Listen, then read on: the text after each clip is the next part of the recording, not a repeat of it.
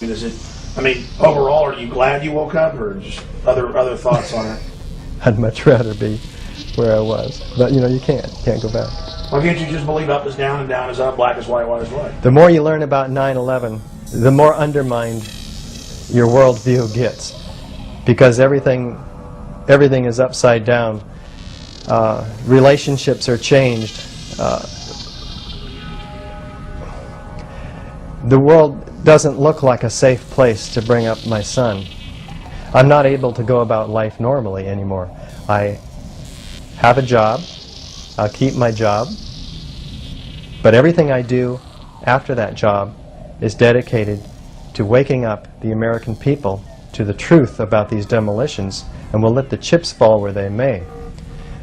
First, we start with the architects and engineers, because they have the necessary credibility to turn heads in the halls of Congress.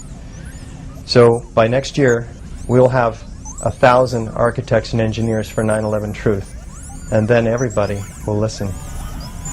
I think they're already listening. In just a few months, you've gotten over 160 members. You're speaking every couple of weeks, different parts of the country. You've got a documentary out. Believe me, I've already seen personally the ripples in Austin, Texas, from what you're doing, because I know engineers and architects in Austin are now looking into the claims and going, yeah, that never made sense. That is impossible. Buildings don't, I mean, it's simple. You know when there's an explosion. You know when something's blown to bits. Yeah. And then they pulverized Tower 1 and 2. Perfect classic controlled demo on 7. Whoever did this, why do you think they thought they could get away with it? There you go again. Every radio show you ask me that question. And I don't have an answer. Why they thought they could get away with it, I don't know. The question is, will they get away with it? Okay, I'll answer that.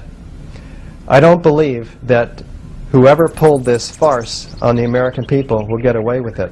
People are waking up by the millions now.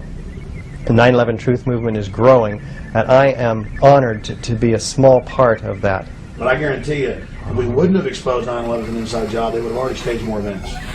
And that's why it's so important, Richard, what you're doing.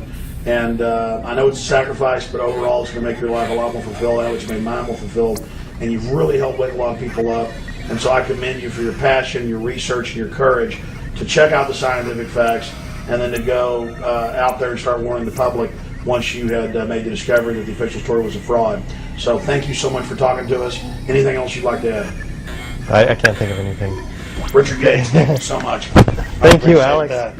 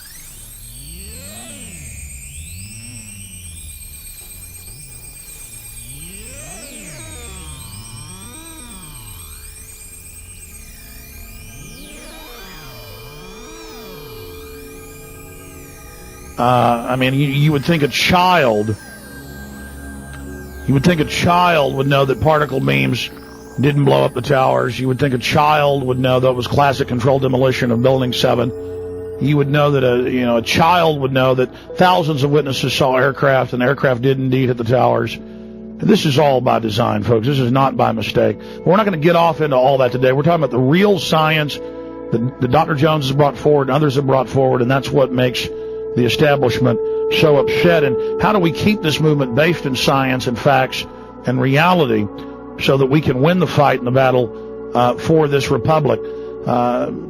Thanks for coming on, Mr. Jones. Well, I'm glad to be here with you again, Alex. You can just call me Steve if you would like. Well, I know we're friends, but I do respect you. I want to devote pretty much my full time as much as I can to the 9/11 effort, seeking for justice here as well as the truth of what happened, as you know. What about the dust data? Can you give us a hint of that paper? Yeah, let me give you a little heads up. So I did talk about this some at University of California at Berkeley in November, and so now I'm trying to put this on paper, and it is, of course, as a scientist, it's fascinating. We're getting into looking for forensic evidence that would point to the use of pyrotechnics, in other words, accelerants in the building, and of course I'm referring particularly to thermite and thermate, which would produce molten iron as well as aluminum oxide powder as an end product. There'd be sulfur around to make this hot molten iron cut through steel. Now you melt the steel too, and cut through the steel. There's the explosive form of thermite, which is called super thermite, and that goes back to the early 90s, discussions of that and how to make it in large quantities. So now patented. It is patented, yeah. The dust does show, of course, we're trying to sort out from building materials. That's the tricky part. But the dust does show very high levels of iron and sulfur and aluminum, as well as zinc, barium. Barium is a toxic substance, and manganese.